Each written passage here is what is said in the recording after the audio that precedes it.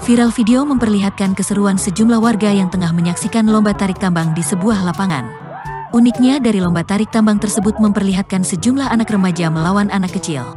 Warga yang menyaksikan perlombaan tersebut sontak menyoraki kedua tim yang tengah beradu kekuatan itu.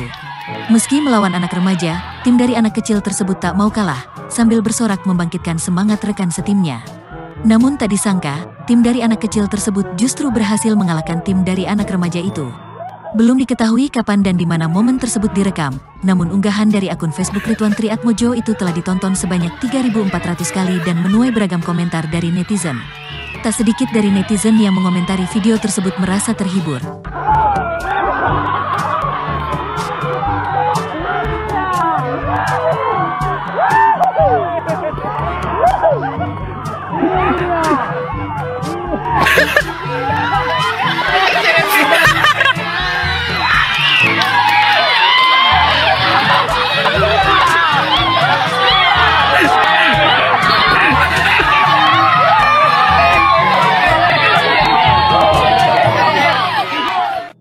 Terima kasih sudah nonton. Jangan lupa like, subscribe, dan share ya.